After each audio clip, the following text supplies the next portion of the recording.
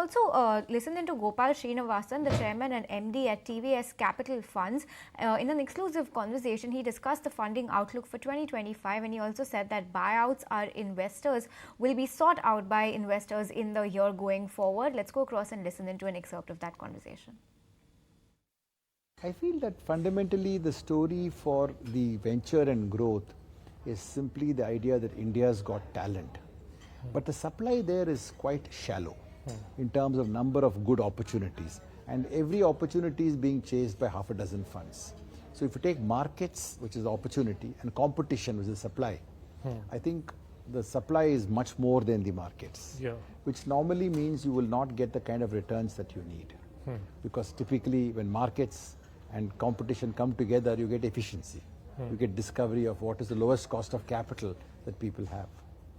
So what I really see happening in this year is that new types of ideas about investing, control, buyout, actually getting more and more opportunity. Globally, control and buyout opportunities yield about 200 basis points more than the average VCP median return. That's an important number.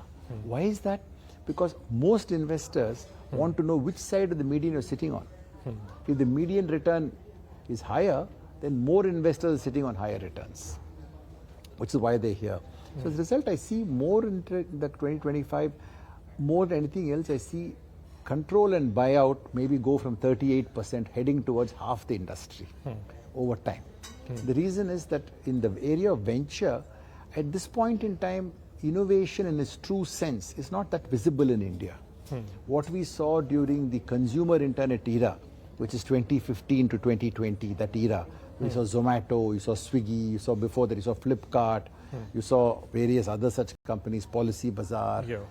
I think that quantum is now shrinking, and therefore you have to find new kinds of innovation. And I'm not really clear where the new kind of innovation is. What you always have as a standard for our industry is good founders. So good founders will keep coming. So people are chasing those good founders, but they typically tend to raise money at very efficient rates, which means they'll be priced quite heavily. So for those who want to seek alpha and go beyond the median, they have to innovate in their investing style. Is it control? Is it buyout? Can I turn a company around? So, or is somebody in distress? Can I consolidate a sector? I think that is going to be more and more the game in India, if you ask me, for 2025 entries. Right.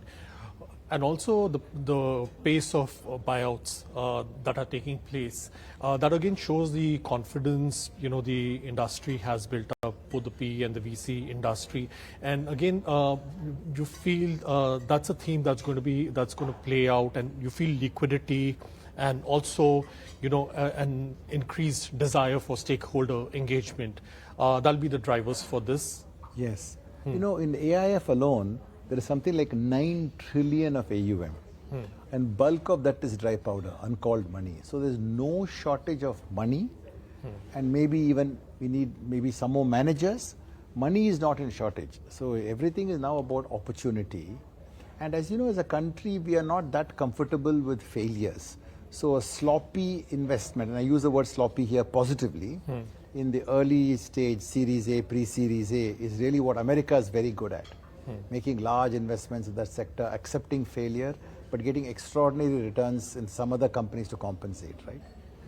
So that we are not very good at. So India must also keep cautious that we are not very risk-oriented in our investing. Right. Now, Indian LPs don't like that. Indian LPs are not happy to see failures. As of yet, it'll mature. Yeah. But again, I think we need to take failures in the stride as, we take successes. That's, again, the part of risk-taking. I would put it the other way. Failures are necessary for success. Okay. Right. If your company is not showing some lower returns or some failures, it means that manager is not pushing hard enough. Rightly said. Now coming to TVS Capital Funds, again, how do you see the year? I mean, what are the kind of investments you're looking at? What sectors are you very optimistic about? So we have always believed in a theme called alpha from depth. In other words, if you know a sector really well, not only do you understand it better, but you also have a better ecosystem, better connectivity to, and hence more capability to invest in that sector. So fundamentally, we've been a financial services investor, including fintech and what we call tech for fin. Now we opened a new vertical for enterprise software. We call it tech for business. So those are our two verticals that together represent about 40% of investing in India. Right.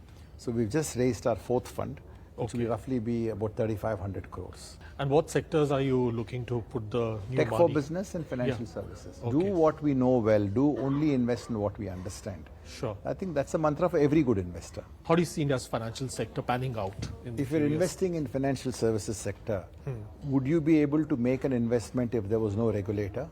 You can't. It'll be a jungle, outlaw country. So the regulator who empowers us to invest is also one lens to look at it. Now the regulator has been over-regulating, and they've been over-regulating for a good reason.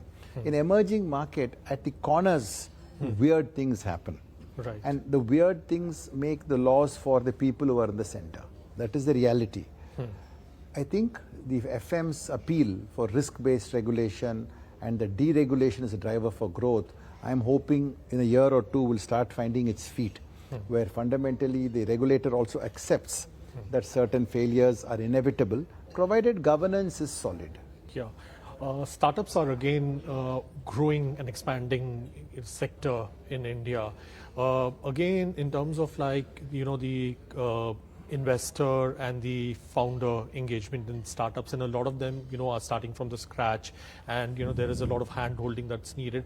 How do you see, that's progressed, and what are your suggestions of improving, engagement?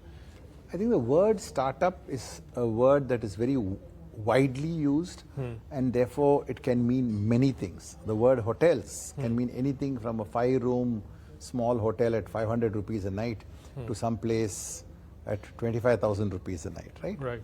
So there are startups which are started by founders who are really of a high quality, who want to take third-party capital and eventually either sell or list their business. That actually is a small group. When you say 1.7 lakh registered startups or 2 lakh registered startups, or I don't know what's the current number, somewhere there, right? Yeah, somewhere there, yeah. That is not a number to take any comfort from. Small business, I think, is the backbone of every nation, particularly in our country. We're very entrepreneurial by nature. I think we conflate the word startups and a new small business together, because once you let somebody come into your cap table, life is very, very different. So I would say the number of real startups in that sense are in hundreds a year, at best, who are really ready for institutional funding. Right. People taking community capital, family and friends money, वो तो होता जाता है, it must happen. But that is really small business. So I want to make a big distinction between small business, which is the backbone of this nation, and startups, which are people building businesses for sale. A startup by definition is you're building to sell. Right. Because you're going to sell some part of your company, if not all your company, either to others or through public listing if you're successful. Sure. So that's a small group, right? And I think that supply is only growing because now you have serial entrepreneurs. People are sold and coming in. You have a lot of what we call FCOs, first check opportunities. People, especially in finance sector, you have people from banks, NBFCs, L2 level talent at 40 saying, boss, यहाँ तो 20 साल भी बैठेंगे, I will not become MD. So let me move on. Yeah, right. So for example, we've just invested in 2 companies right now, in Bombay and in Bangalore, of people who just come out of NBFCs and banks. Okay. So there are all kinds. Is that a startup? I don't know. So we think of startup as a cool place where people have morning huddles and decisions are taken and so on. But these are actually corporate guys coming out.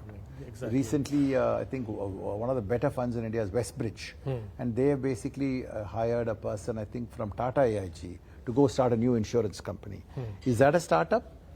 So I think that word startup needs definition. Okay, right. You're also a board member with IBCA. How are you looking to, drive stakeholder engagement and all, working with the regulators, with the government in fine-tuning a regulation for the PE and the VC industry? I think one thing about India that people seem to have forgotten is that is basically that in India, it's a country where regulators are in constant conversations with industry to make regulations. There is they're a listening regulator. They may not do what you always think needs to be done, but conversations are aplenty. And I think IBC has been at the forefront of doing this. I think Rajat and the team as the new chairperson, with a series of chairpersons since I was chairperson some long time ago. And I think we've really got industry to say, unless we commit time to working with regulators and government, the industry will not progress. It's a very enlightened regulator, enlightened government, and I would beg to say an enlightened industry.